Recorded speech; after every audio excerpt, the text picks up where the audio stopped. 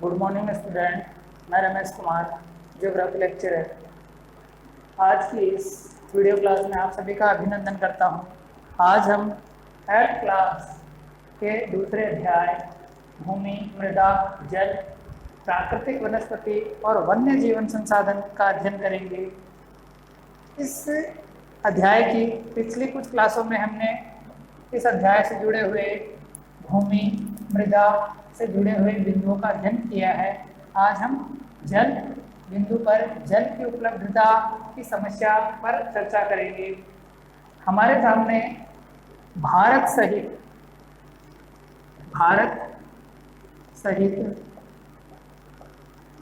विश्व के कई देश है। भारत सहित विश्व के कई देशों में जल की समस्या गंभीर होती जा रही है। हम सभी जानते हैं भारत का जो उत्तर पश्चिमी भाग है, राजस्थान का मरुस्थलीय भाग, वहाँ पर जल की काफ़ी समस्या है। इसके अलावा विश्व के जो कई देश हैं, विश्व में अफ्रीका,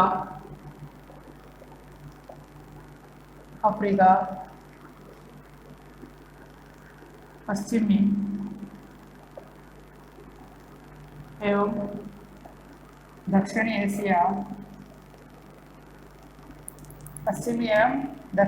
एशिया,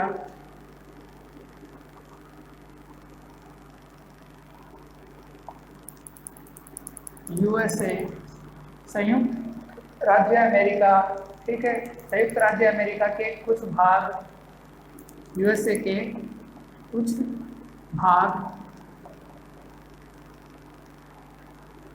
उत्तर पश्चिमी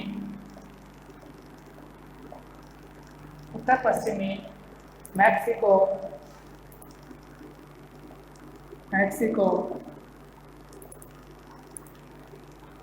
दक्षिण अमेरिका और ऑस्ट्रेलिया महाद्वीप, ये विश्व के कुछ देश है जहाँ पर भारत में ही नहीं, विश्व के विभिन्न देशों में भी वर्तमान समय में शुद्ध और अलवणीय जल की, स्वच्छ और अलवणीय जल की कमी का सामना ये देश भी कर रहे हैं। इतने विकसित देश होने के बावजूद भी यहाँ पर जो जल की कमी आ रही है, उस जल की कमी के पीछे मूल कारण इन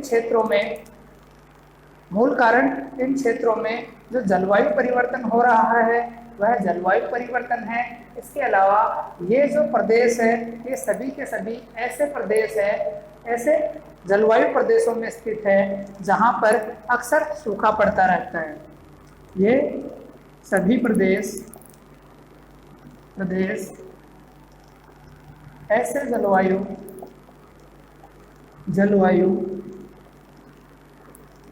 प्रदेशों में स्थित है जहाँ अक्सर सूखा पड़ता है। इसके पीछे केवल वार्षिक जो जल की समस्या बनी है इन क्षेत्रों में, या यहाँ पर सूखा पड़ने की जो समस्या है, उसके पीछे एक कारण तो है इन क्षेत्रों में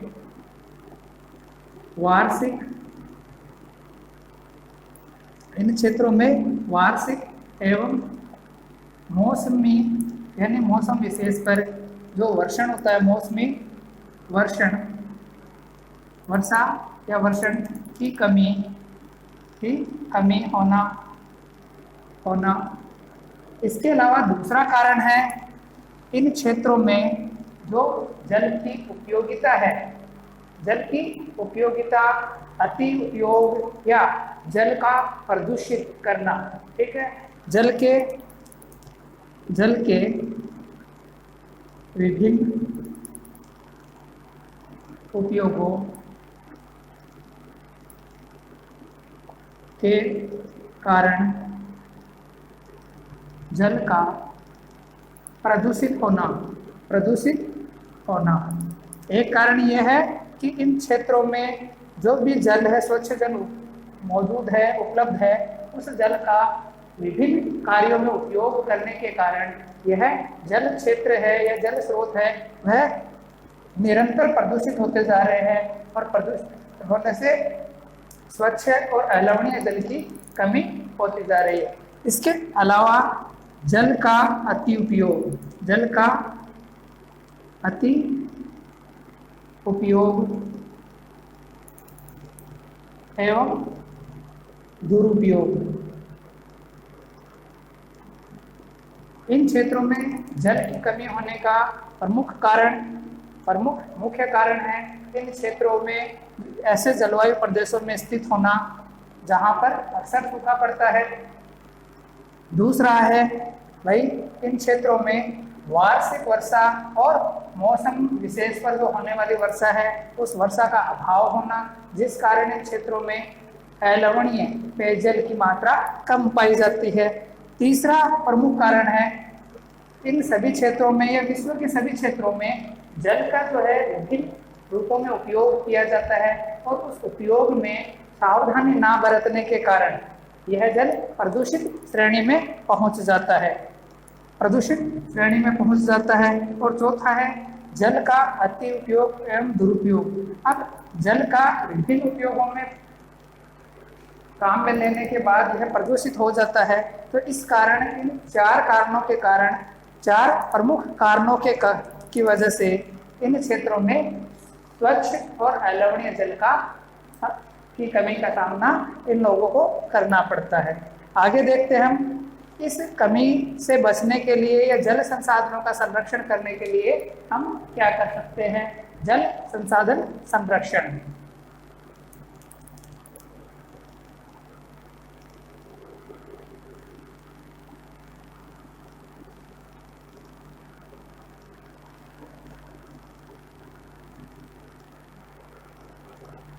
अगला बिंदु है अपना जल संसाधन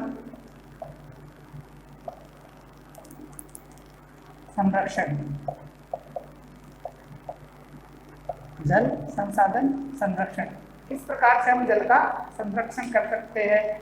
वैसे आज विश्व के लगभग जो देश है उन सभी देशों में शुद्ध और पर्याप्त जल तक आम आदमी की पहुंच है एक बहुत ही बड़ी समस्या बन गई है। साधारण इंसान, साधारण आदमी स्वच्छ और साफ सुथरा अलवणीय जल मिल जाए उसको तो बहुत बड़ी बात है।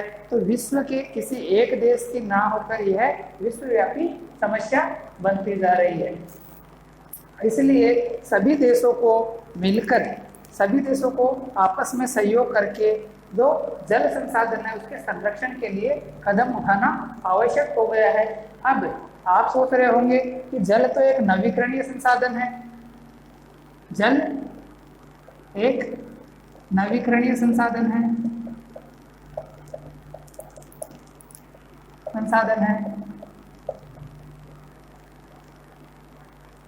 जल एक नवीकरणीय संसाधन है, फिर भी जल की समस्या सामने आ रही है। जल एक नवीकरणीय संसाधन होने के बावजूद भी जल की समस्या देखने को प्राप्त हो रही है। इसका प्रमुख कारण है जल का अत्यधिक उपयोग करना, और इस जल क्षेत्र का प्रदूषित होना उपलब्ध जल स्रोतों को उपयोग के लिए अनुपयुक्त साबित कर देता है। या जो भी जल स्रोत है अगर वह जल स्रोत प्रदूषित हो गया है तो उसका जल है पीने योग्य नहीं रहेगा, उपयोग योग्य नहीं रहेगा। तो प्रदूषण है, जल की समस्या है, क्योंकि प्रदूषण उपलब्ध जल को अनुपयुक्त बना देता है। जब जल तो हमारे पास होता है लेकिन शुद्ध नहीं है तो उसका होना ना होना बराबर है। जल को अशुद्ध बनाने वाली कुछ चीजें हैं, जैसे अशोधित अथवा अपूर्ण, आंशिक अशोधित अथवा आंशिक शोधित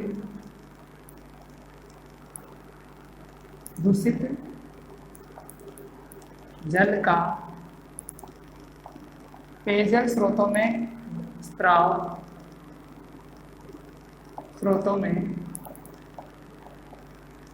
बहाव। कई बार क्या होता है, औद्योगिक इकाइयां हैं, उन औद्योगिक इकाइयों में अथवा हमारे जो घरेलू कार्य है उन घरेलू कार्यों में जो साफ स्वच्छ जल हम उपयोग करते हैं और जब वह अशुद्ध हो जाता है तो उस अशुद्ध जल को या तो आंशिक रूप से शोधन कर दिया जाता है अथवा पूर्णतः ही अशोधित रूप में ही उसको स्वच्छ जल स्रोतों में हम छोड़ देते हैं। तो इस वजह से वह स्वच्छ जल स्रोत भी अशुद्ध हो जाता है और उस स्वच्छ जल स्रोत का सारा पानी पीने योग्य नहीं बचता। इसके अलावा वर्तमान में जो शहरों का जो सीवर लाइन का कार्य है, वाहित मल पेयजल स्रोतों में छोड़ना, स्रोतों में पहुंचाना, औद्योगिक इकाइयां हैं उनसे निकलने वाला जो कृषि रसायन है या अन्य प्रकार के औद्योगिक रसायनों वाला जो जल है इन जल स्रोतों में मिल जाना। औद्योगिक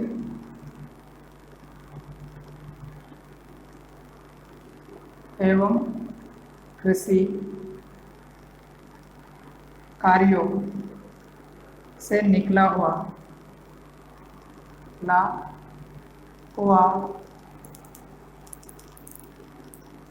रसायन युक्त जल का पेयजल स्रोतों तक पहुंचना, पेयजल स्रोतों तक पहुंचना। तो ये कुछ कारक है इस औद्योगिक और जो कृषि रसायनों से निकला हुआ जो पेयजल है, पेयजल स्रोतों में जो जल पहुंचता है उस पेयजल स्रोतों में बहुत सारे ऐसे प्रदूषक होते हैं, संदूषक होते हैं, जैसे नाइट्रेट, लीड, सीसा जैसे भारी धातु है, इनमें पहुंच जाते हैं। इसके अलावा कीटनाशक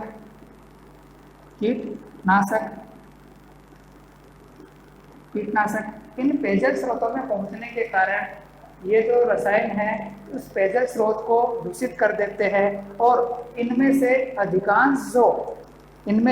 अधिकांश रसायन या धातु है पेयजल के साथ मानव शरीर में पहुंच जाते हैं और मानव शरीर में पहुंचने के बाद मानव शरीर को कई रोगों से ग्रसित कर देते हैं। तो ध्यान देने वाली बात यह है कि जल एक नवीकरणीय संसाधन है, फिर भी जल की समस्या होने के प्रमुख कारण है। ठीक है, जिन क्षेत्रों में वर्षा कम होती है वहां पर तो पेयजल स्रोतों की कमी होनी है, लेकिन जितने पेयजल स्रोत उपलब्ध है उन उपलब्ध पेयजल स्रोतों को भी लोग अपनी इन गलतियों के कारण प्रदूषण या अशोधित वाहित मल पहुंचाकर या औद्योगिक इकाइयों का जो वाहित मल है या अपशिष्ट जल है उनको स्वच्छ पेयजल में बहाकर लोग उस स्वच्छ जल को भी वेस्टेज कर देते हैं, पीने के अयोग्य साबित कर देते हैं। इसके अलावा इन पेयजल स्रोतों को हम कुछ कार्यों के माध्यम से इन पेयजल स्रोतों को कुछ कार्यों के कारण हम सही कर सकते हैं या पेयजल स्रोतों को बचा सकते हैं। वो देखते हैं हम।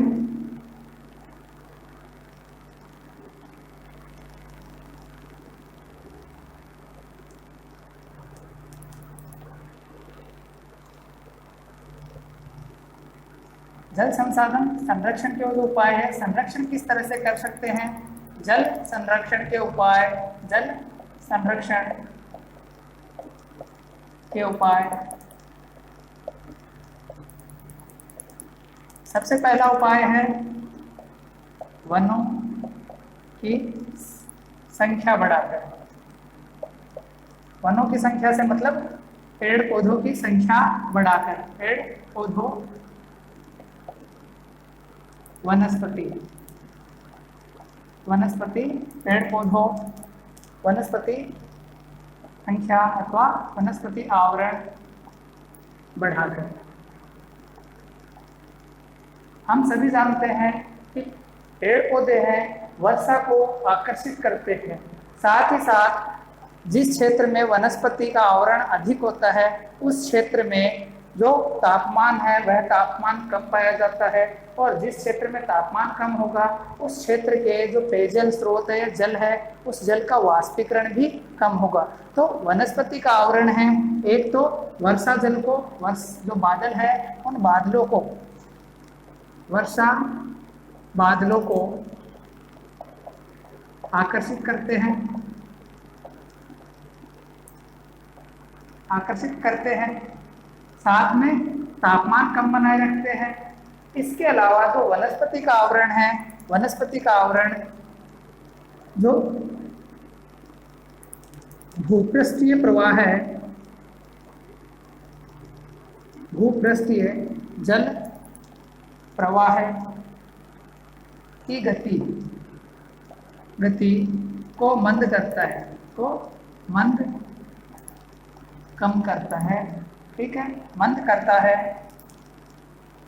इससे क्या होगा, किसी क्षेत्र विशेष, ये कोई क्षेत्र विशेष क्षेत्र है, इस क्षेत्र विशेष में बरसात हो रही है, तो बरसात होने के बाद ये वाला जो जल है जो इस भूमि पर इकट्ठा हुआ है वह तीव्र गति से बहकर नालों, जो नालियां है उन नालियों में जब पहुंचकर वेस्टेज हो जाएगा या फिर नदियों के माध्यम से सागर में चला जाएगा, और सागर में लवणीय जल से मिलने के बाद यह जो स्वच्छ जल है इसका कोई रोल नहीं रहे, यह भी लवणीय जल बन जाता है। तो वनस्पति क्या करती है, इस क्षेत्र में जो वनस्पति है, वनस्पति आवरण इस क्षेत्र में होने वाली वर्षा का जो पृष्ठीय प्रवाह है उस पृष्ठीय प्रवाह की गति को मंद कर देता है।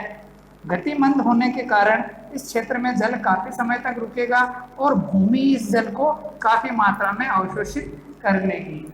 इससे क्या होगा, इस क्षेत्र विशेष में जो जल स्रोत है, भूमि जल स्रोत, ठीक है, भूजल स्रोत है, वह भूजल स्रोत रिचार्ज हो जाएंगे और उस क्षेत्र में भूजल से हम कुएं, नलकूप, ट्यूबवेल या हैंडपंप के माध्यम से पानी भर सकते हैं, पानी प्राप्त कर सकते हैं। एक तरह से वन जो है प्राकृतिक जल और प्राकृतिक जो भूमि है उस भूमि को रिचार्ज करने का काम करते हैं, भूमिगत जल को पुनः पूरित करते हैं। ध्यान रखने वाली बात है, जो आवरण बढ़ाकर भूजल को पुनः पूरित किया जा सकता है, भूजल को पुनः पूरित किया जा सकता है। इसके अलावा जल संग्रहण या पृष्ठीय प्रवाह को बचाने की दूसरी विधि है, वह है वर्षा जल संग्रहण, ठीक है, वर्षा जल संग्रहण। दूसरा वर्षा जल संग्रहण,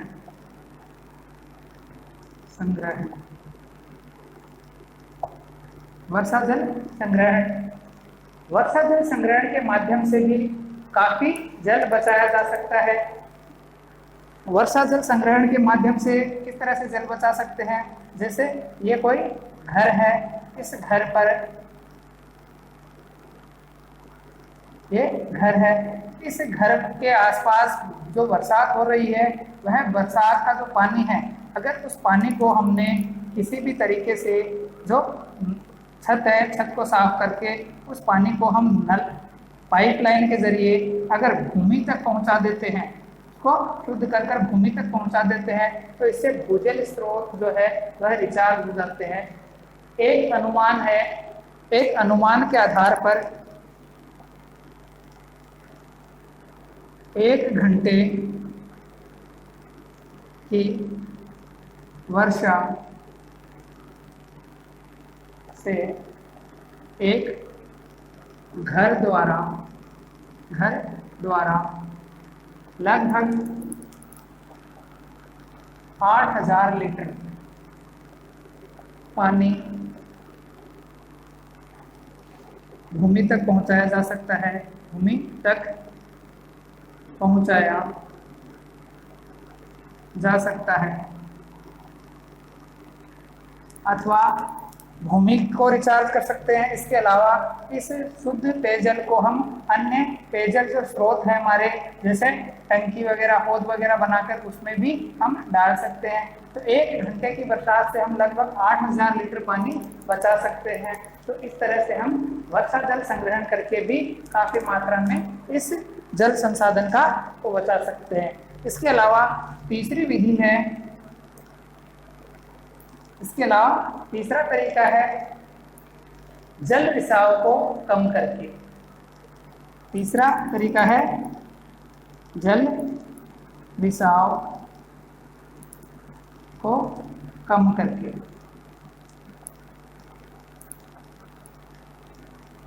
जो नहरें हैं उन नहरों की मरम्मत करके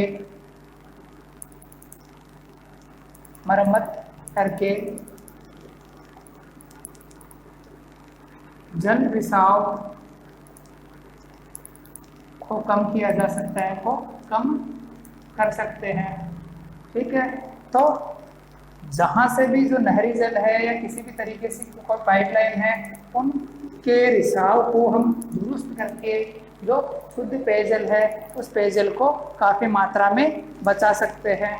और उस पेयजल के दूषित होने से जो पेयजल है उसको रिसाव होने से के बाद वह जो आसपास की भूमि को भी दलदली बना देता है, तो भूमि की समस्या से भी हम बच सकते हैं। इसके अलावा चौथा तरीका है सिंचाई के लिए बूंद बूंद अथवा स्प्रिंकलर